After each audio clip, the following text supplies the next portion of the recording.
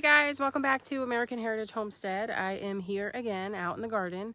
Last time you probably saw that my husband and I harvested so much garlic, and so behind me is an overgrown garlic bed that was not really managed. And so today, I don't know why I waited till the hottest part of the day to come out and do this, but today I'm going to weed all of this up, clean it out. I don't know how I'm going to amend it. I will look. I had gone to one of my local garden centers near us. It's a small little place in town, and they were closing for the season and they had a ton on sale. So I got a bunch of strawberry plants, and more often than not I will get stuff and it dies because I forget about it or don't do anything with it. And so that is why I'm outside in the hottest part of the day right now, because that's just when I happen to remember to make sure that I get those in the ground. So I'm going to clean this up and then I'm going to replant my strawberry plants in here for next season. All right, tons of dandelion always grows in places like this. Behind me, I have like a little compost pile that is, I don't even think it's considered a compost pile. It's like a garbage pile of everything that I just throw in it, and it really needs soil. So I do need to like go in the woods and get some dirt and fill that up. But for now, I'm going to pull up these weeds. Oh, what is this? These are like lemony. I forgot what it's called. Oh, but you can eat them. Yeah. Oh, it does smell lemony. Beautiful. Hi, bud. Oh my gosh. One thing about gardening is figuring out, how to make the most of the space that you have. Because of course I'm like, I want all these fields and all these other things for my husband to do. And sometimes you just have to be faithful in the little. And so I will clean this up because it was used, replant in here, even though there's so much I want to plant. I want to plant carrots and all these other things. So what I am praying in right now is a rototiller. And so maybe you want to pray along with me. Right now we have everything that is coming out for us to eat in this season, but I didn't have enough room to do for next season, like some beets and carrots and, the colder, what do you call it? Cold hardy vegetables, right? That will be good for us. And so I'm praying for a rototiller quickly so we could do that here, or some, just extend a little bit here just to get a little more in the ground. Okay, so if you look, he wants food. So this is a rooster that we had bought a whole flock from another person who was moving. And so they were like petrified of us when we first got them. But now over time, he loves me, but he doesn't let me pick him up or anything. My son can get him sometimes, but he just stays by my side and he is the sweet rooster. So anyway, you guys know the yellow dandelions. Well, this is their leaves. And so I used to spend so much money to buy these to have in my salad, right? And dandelions are so good for you. The root, if I could pull this whole root up actually, maybe I could try, hold on. Okay, so look, this is dandelion leaf, right? You usually see the yellow flower and then the root. All of this is so good for you. This is medicine. And so dandelion is so good for your liver. My hair looks crazy, right? So good for your liver. It detoxes the liver and cleanses it. So you can take this whole thing, dry it out, dry out the leaves, whatever you want. Every part of it is good for you. And you can make tea out of that. And then you can start to clean your liver up. I'm going to save that little root. I should have stayed on top of this. If I stayed on top of this, this would have never happened. But life does get busy. You know what I mean? I feel like one of the hardest parts for me in gardening is making decisions that are permanent, like where things will go. So this patch has been used for garlic before. I just pulled up a bunch of weeds. My husband is gonna have to just kind of clean around this and do a little more work, but I just counted and I got not that many strawberry plants, but enough that we'll have a harvest, and it won't be this year, it'll be next year. So I have to put them in this garlic bed, and I'm like, is this where I want them permanently? But then I'm also thinking I have 3 of your raspberry bushes that we need to plant also, and this actually might be a good spot to keep plants, which is the farthest part to keep fruit plants. And this side is closer to nature, So we might want to close that off. But I could put strawberry plants in here, which I'm going to do right now. And maybe the raspberry bushes behind, and then find a spot next time for more garlic.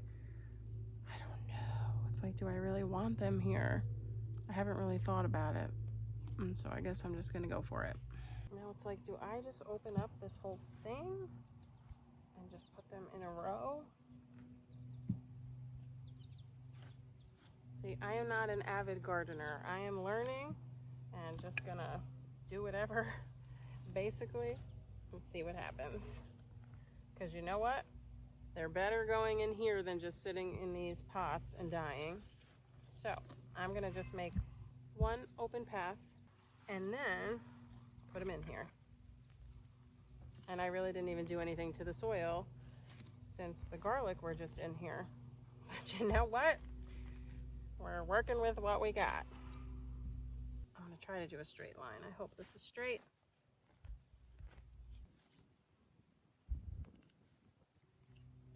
Ew, I thought I felt a worm. It was on my foot. Okay, except that feels like a rock. Look at that. Woo.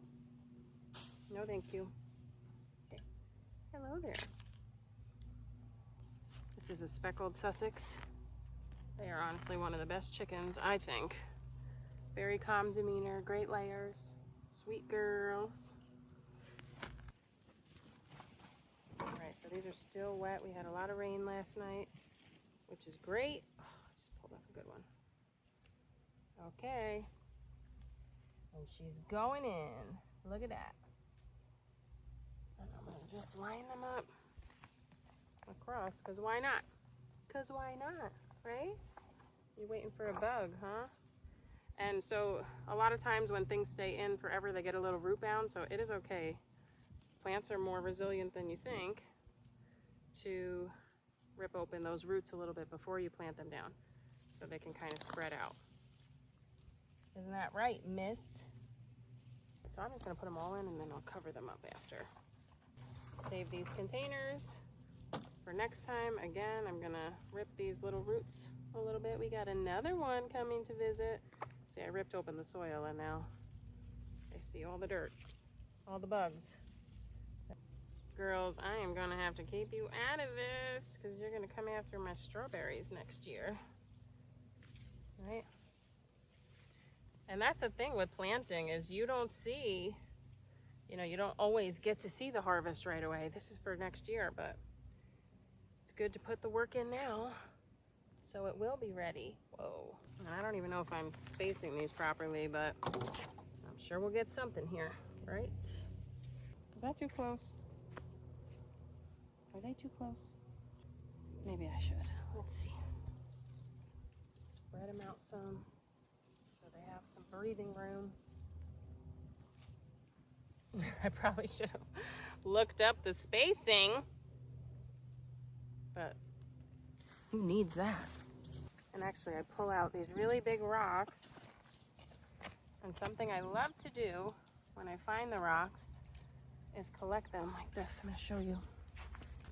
Like this one is huge, beautiful, that I just pulled out. And so something in the Bible that they did, like the story of Joshua, is when they were to cross the Jordan River, God stopped the water for them. And so it was going way up, and he commanded them to walk through on dry ground. And on their way through, look at you, on their way through, they were to collect 12 stones and bring them to the other side, right? And basically it was a testimony to say how God let them walk through on dry ground. And so a lot of times, my son and I will save rocks and stuff, right? And so we remember all of the things that God did for us, right? And one of those things is giving us this beautiful garden. And so I have a collection of stones, right? Because, oh, here's another. Because after they crossed through, they built a memorial to God with all of the stones. And the children would ask, why are there stones? And the parents would say, because God gave us freedom. Right, he let us go through on dry ground. It's true though, so the children, that's so good, I'm glad you said that they would say, what are these stones here for, right? And so it's really just a picture for us to pass our faith down and the miracles that God did. Remember the wonders that he did from one generation to the next. Super important. Wow, the ground definitely, when we first planted our garlic in this, it was so hard. And so it has definitely softened. I am so happy that these are not going to waste.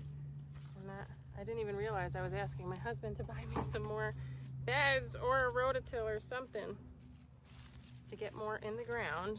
But sometimes it's right in front of your face. Come on, you. Go, go. How beautiful. Now I got a strawberry patch, guys. Wow. Thank you, God. Last one. Okay. Now I'm going to cover these little beauties up. And I put the wood chips on. Eventually I would love to do everything in wood chips. Some people don't think that you should use them. But something I would tell you is to watch this documentary called Back to Eden Gardening. And I watched it and I thought it was absolutely amazing. This man uses, you know, he has compost and stuff, but use a ton of layers of wood chips in his garden, which keep the weeds down, keeps it, it holds water better. And so that man has not watered his garden in years, because he said one day he was just in the woods and couldn't understand, you know, the plants and everything. But the truth of the matter is, oh, I'm sorry. The truth of the matter is, in nature, right, if you look around, there's always a covering. The ground was never left open and bare, so that's not a natural way of doing it, right? And people talk about like crop rotation and things like that, but when in nature would this tree get up and move to a different spot, right? God has a beautiful system designed that, you know, like in the fall, the leaves drop, they bring nutrients to the soil, everything. And so, and they always have a covering. And so he tried to basically copy the design of what he saw in the woods taking place. Oh, I'm sorry. And now he covers, his whole garden in wood chips. And so I would like to try that method more, I guess is my point. Okay, so now I have my baby little strawberry patch in. We'll just have to clean up around the sides. But what is so cool is next year I will have some strawberries of my own to harvest. Thank you for following along. We will see you soon.